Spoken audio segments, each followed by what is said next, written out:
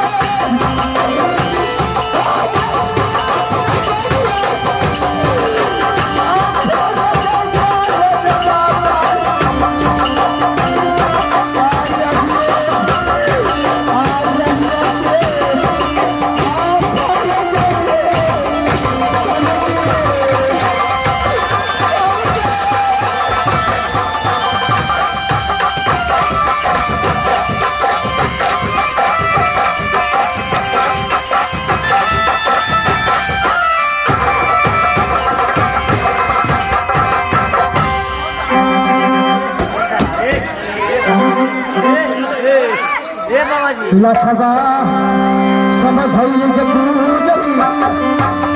अरे लखबा बुझा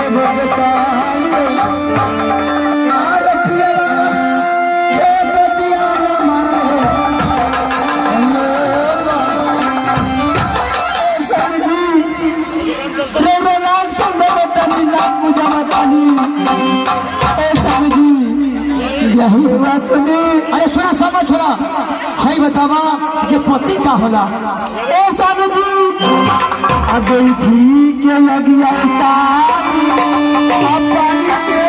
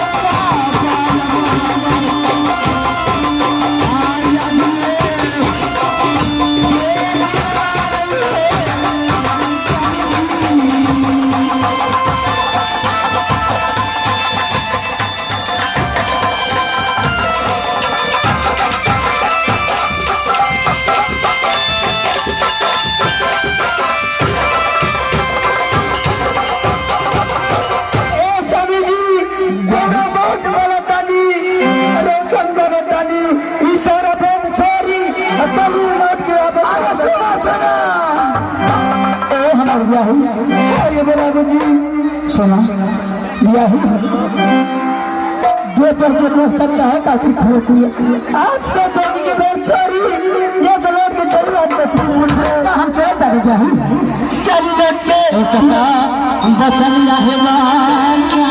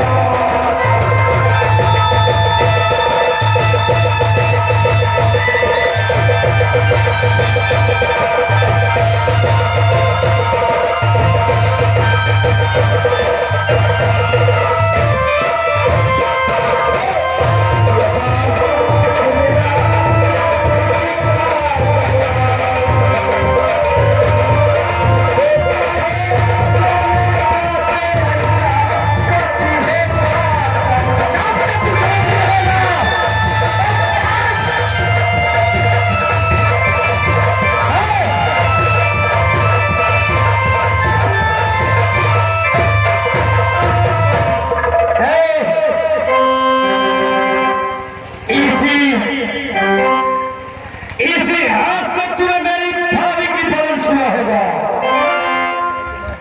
पिताजी, पिताजी कहते हो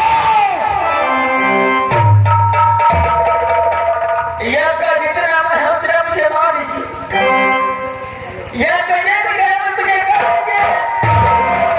लेकिन पिताजी ये बताइए यह नगरी मोहब्बत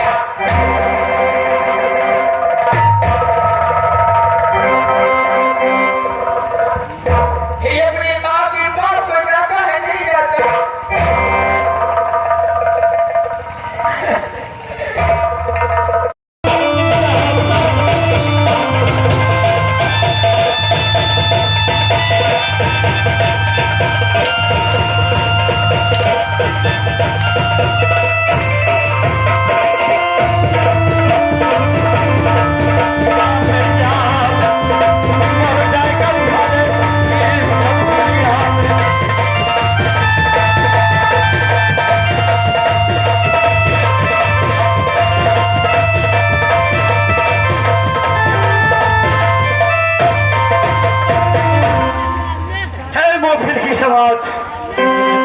और ये अपने हाथों से कत्ल कर दूं तो दुनिया वाले मुझे थूक डालेगा कि किस पुत्र का ये गंगा में डूबने गया था, आज उस पुत्र की अपने हाथों से कत्ल कर दिया।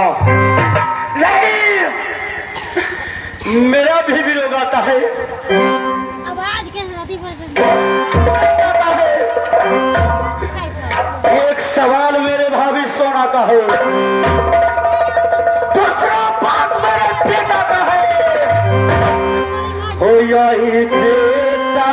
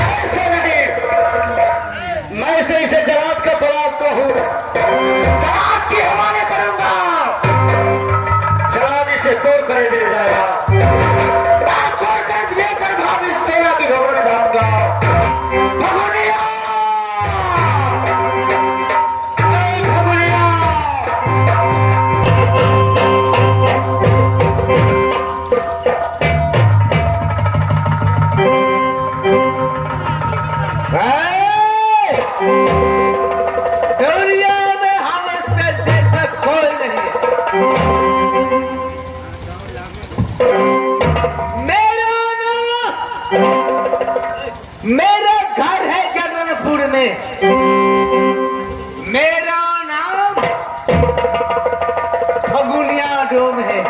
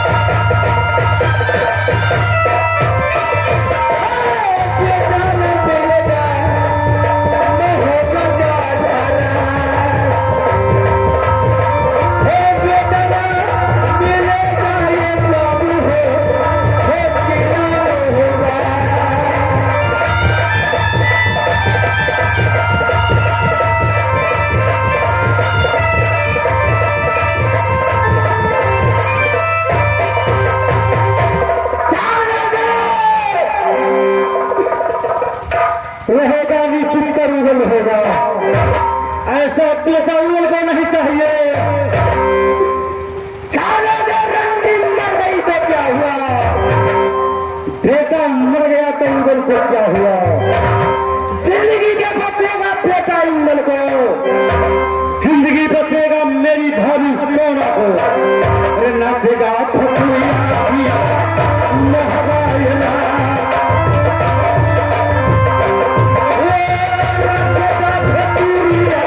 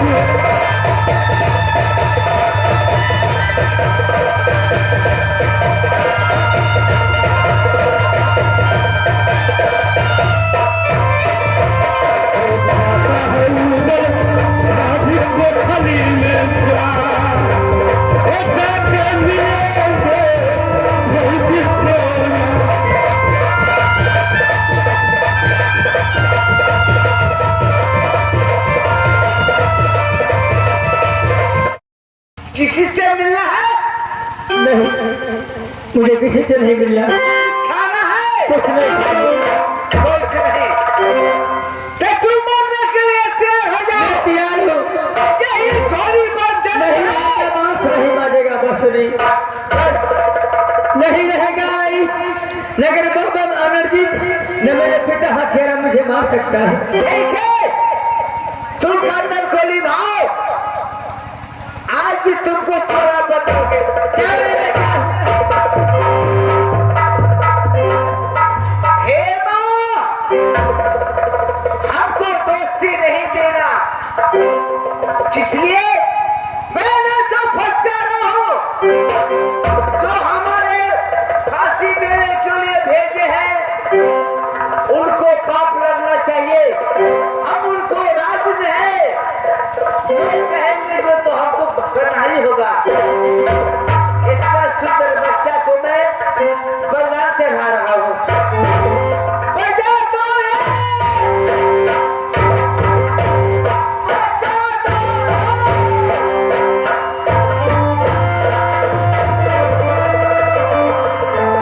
अरे भाई सुनो, देखिए, एक तो हम मारने रहे थे, एक और मरने चला है। हाँ सुनो, क्या बोला? आपको भी मरना है। अरे मुझको मरना नहीं है, पहले बात सुनो। क्या बात? जिस बच्चा को तूने काटने के लिए लाया हुआ है, हाँ, वो बच्चा कौन है जानते हो? जो है मालूम है। किसका लड़का है वो?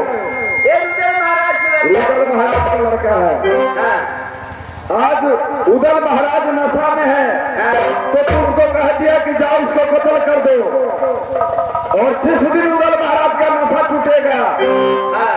जब वो लड़का खोजेगा तो साला तुम कहाँ से लाके दबा रहे? आगे बताइए, जिसको राज्य में हम रह रहे हैं, जो महाराज हमें बोले हैं कि जाओ, तूने हमारे बेटा को फांसी कत्ल कर दो। मैंने कत्ल करने के लिए मैं तैयार हूँ, आप चले जाइए। सुनो, नशा करने वालों को रात को बहुत कुछ लगता है, सुबह को उसका फट भी जाता है। अरे रात को जब शाम को नशा करता है ना, तो रात कट जाता है, और सुबह में हिसाब जोड़ता है, उसका बहुत कुछ फट जाता है। इसलिए वो भी नशा में है, तुम उसको कत्ल नहीं करो, मेरा बात समझो। तुम इस घोर जंगल में से चले जाओ किसी बस्ती में, उस लड़का को मैं समझाता हूँ, जाएगा वो 10-20 रुपया 100, 200, 500 जो मिलेगा वो पैसा ला करके तुमको दे देगा। तुम एक बकरी खसी खरीद लेना, उसको तुम कत्ल कर देना, उसको कोर कलेजी दोनों नल ले जाकर महाराज को दिखा देना, और मीठ बचेगा रे साला, सब बात तो मिलके खा लेना। बकरी क्या मीठ बिका 300। खसी के बीच बिका छी 700 ओ यार तो खांसी की लेना ये समय है, इस समय का काम है, आवाज जाना समय से नहीं घबरा। चाचा जी ये बताइए या किस आने की कारण क्या है? मेरा मैं तो मरने के त्याग में मर जाऊंगा चाचा जी। मैं तुम्हारे बचाने नहीं आया हूँ। मैं इस घोर जंगल में शिकार खेलने के लिए आया था। तुम दोनों आदमी को चीख पुकार सुन करके मैं आ गया हूँ। तो मैं देख रहा हूँ कि साला जयलादी बेटा जंगली को फांसी दे रहा है। तो किसी को जान बचा लेना, उसको भी भगवान जान बचाते हैं। इसलिए बेटा तुम अभी बालक हो, तुम्हारा मर्डर होना अच्छा बात नहीं है। तुम इस ग्राम में चल जाओ और भीख दुख मांग करके जलाद को कुछ पैसा दे दो और तुम्हारा जान बच जाएगा। तुम दुनिया में कहीं भर करके अपना कमा खा लेना।